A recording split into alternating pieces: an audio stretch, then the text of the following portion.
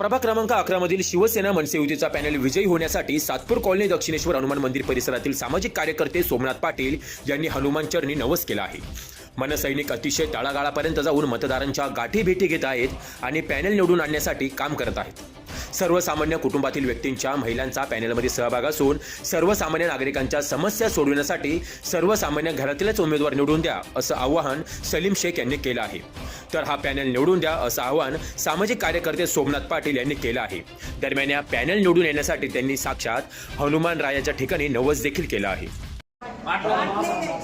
बोला आणि एकदम आपण बाईट देतो बोला बोला मामाजी, तुम्हाला सांगायला आनंद वाटतो की हे आमचं दक्षिणेश्वर हनुमान मंदिर, आमचा हनुमान हा आपल्या नवसाला पावणारा हनुमान आहे आणि हा जागृत देवस्थान आहे।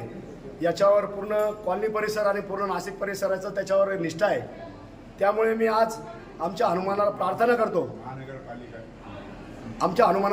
करतो की हे भगवंता, तू आमचे सलीम मामा आणि त्यांच्याबरोबर जे आमच्या गीताताई जाधव असतील, छायाताई काळ्या असतील, छायाताई काळ्या असतील आणि रेणुकाताई लहारे असतील, आमचं पूर्ण पॅनल तू येणाऱ्या निवडणुकीत 16 तारखेला मोठ्या फरकाने विजय कराल अशी हनुमंताला मी प्रार्थना करतो।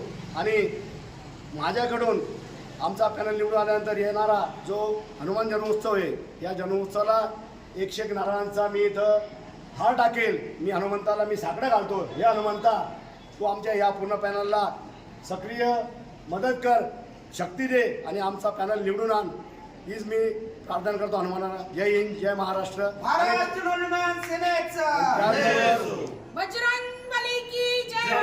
मला एक सांगायचं वाटतं, याने मी तुम्हाला आत्ताच आठवलं ते सांगणं गरजेचं की मागील काही वर्षापूर्वी ज्यावेळेस कोणतेही धार्मिक स्थळं जे अनधिकृत कृत्या महाराष्ट्र मनपाने काढण्याचा जो प्रयत्न घेतला होता, घाट घातला होता, त्यामध्ये आमच्या दक्षिणेश्वर हनुमान मंदिराचं सुद्धा नाव होतं। तर मला सांगण्यात इथं आनंद वाटतो की त्यावेळेस मामा असतील यांनी यासाठी उपोषण करून हे आमचं मंदिर त्यांनी हे जागृत देवस्थान मामांनी वाचवलेलं आहे। तर आमचा हा बजरंग मामा तुम्हाला नक्कीच पावेल ही निष्ठा बाळगतो। जय हिंद, जय महाराष्ट्र।